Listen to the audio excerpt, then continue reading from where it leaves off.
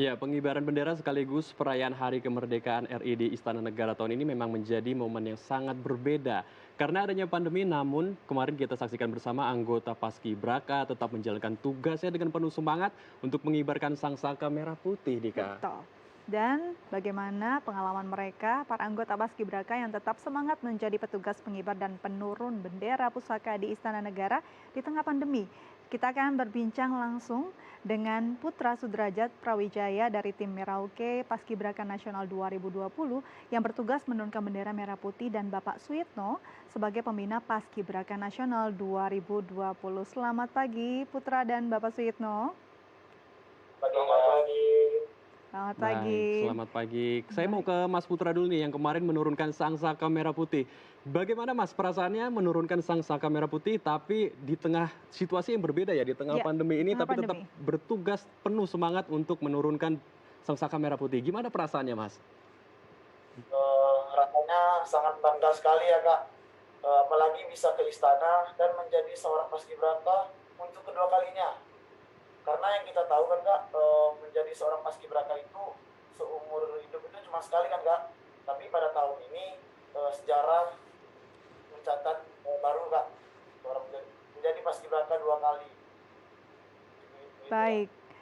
Putra, kalau dilihat ini ada yang berbeda mulai dari tampilannya juga harus Ya, menggunakan masker, face shield, dan ini mungkin saat adrenalin naik dan ya. harus melakukan kewajiban, apakah ada kendala atau ada perasaan yang berbeda dengan protokol kesehatan yang harus dibawa selama bertugas? Ada Kak, terutama di masker ya Kak. Kita latihannya kan itu dari pagi sampai sore. Itu kita latihannya fisik ya Kak. Latihan langkah tegap maju gitu terus ya Kak. Itu kita butuhkannya kan Kak, sirkulasi udara yang baik kan Kak. Karena kita pakai masker, jadinya kita sedikit sirkulasi udaranya kurang kurang gitu Kak. Karena sedikit tertutup sama masker kan. Seperti itu. Kemudian juga kita pakai face shield ya Kak. Yang pakai face shield itu terganggunya sedikit terkadang embun, terus mengganggu penglihatan kita gitu. Gitu sih Kak. Baik, jadi Baik, walaupun jadi banyak kendala tantangannya juga ya. tantangannya, tapi ini tidak menjadi hambatan untuk melaksanakan tugas di istana Betul ya. sekali. Saya mau ke Pak Suyit nih selaku pembina atau pelatihnya. Tentu kan tadi disebutkan oleh Mas Putra tidak mudah ya, ada tantangan pernafasan, kemudian mungkin jaraknya juga mungkin diatur ya Dika, Iya, tidak betul. seperti tahun-tahun sebelumnya yang Mhm. 1 meter atau setengah meter, sekarang agak jauh. Ini bagaimana pelatihannya dan juga proses saat memberitahu kepada teman-teman semua di lapangan agar Dengan tetap prosedur menjalankan baru ya. betul prosedur protokol kesehatan yang ketat. Ini gimana Pak penyampaiannya dan pelatihannya sendiri?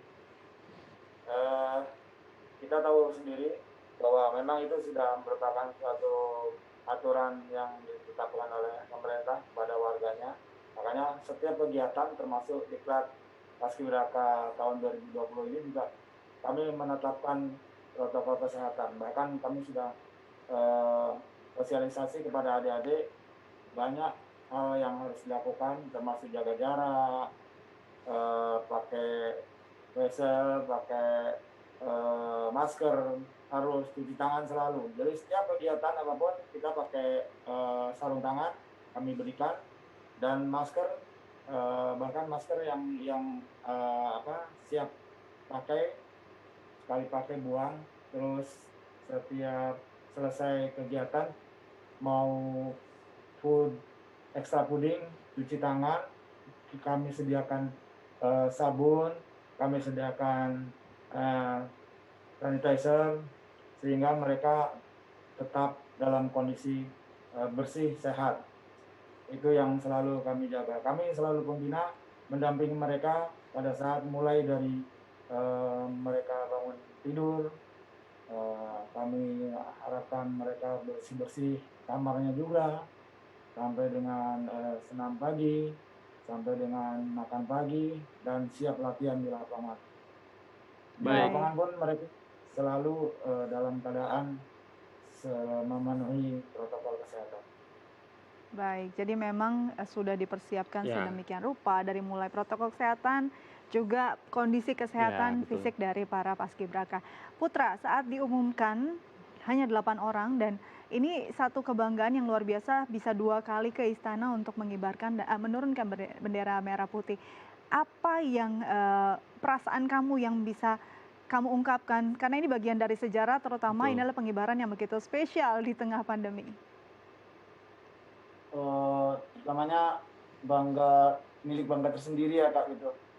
Bisa mengibarkan bendera di istana, kemudian acara hari hanya lancar, dan mengucapkan syukur semua atas karena Allah gitu Kak, karena doa-doa derajat.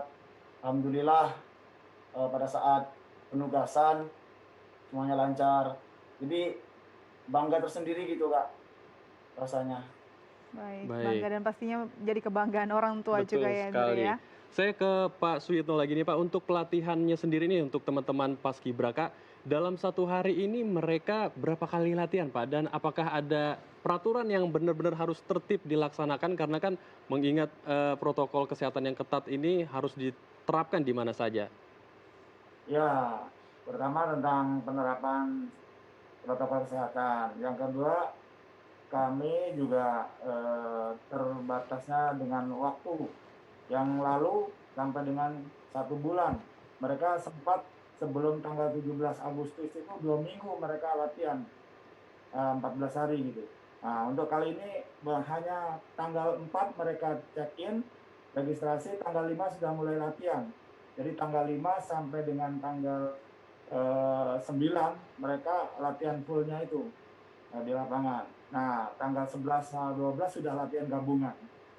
Nah, tanggal 13 sudah ada pengukuhan dari Pak Presiden. Nah, sampai dengan gladi bersih tanggal 15, sehingga waktu latihan yang dipersiapkan sebelum kami ke istana itu hanya 5, 6, 7, 8, 9, hanya 5 hari. Nah, itulah tantangan bagi para pelatih yang dari Garnisun Tetap 1 Jakarta pelatihnya. Nah, kami sebagai pembina bagaimana caranya kami juga membantu di Wisma untuk tambahan mereka latihan agar pelaksanaan latihan praktek di lapangan kami sesuaikan dengan tambahan arahan-arahan yang di Wisma gitu, di penginapan teori Baik, gitu. baik. Mereka Mungkin bisa ya. tahu pembina dengan pelatih di lapangan. Baik, terakhir mungkin saya ke Putra nih, kasih pesan untuk anak-anak muda, generasi penerus, bahwa di saat di tengah pandemi seperti ini kita harus tetap bisa produktif, bahkan juga bisa mengharumkan nama Indonesia, membanggakan negara kita. Apa nih pesan yang kamu mau sampaikan di tengah pandemi COVID-19 seperti ini, Putra? Siap Kak. Terima kasih. Pesan saya kepada generasi penerus bangsa, tetaplah produktif dan aktif. Walaupun di masa pandemi begini, tetaplah terus berkarya. Jangan jadikan alasan atau bermalas-malasan karena adanya wabah pandemi COVID-19 ini untuk bermalas-malasan. Jadi kalian harus tetap semangat, wujudkan mimpi-mimpi kalian, buat orang tua kalian bangga, orang terdekat kalian bangga, dan seluruh rakyat Indonesia kalau bisa bangga terhadap diri kamu begitu. Jadi pesan saya, tetaplah semangat, maju terus, jangan pernah untuk bermalas-malasan, karena kita generasi muda adalah generasi yang sebagai agent of change. Terima kasih Kak.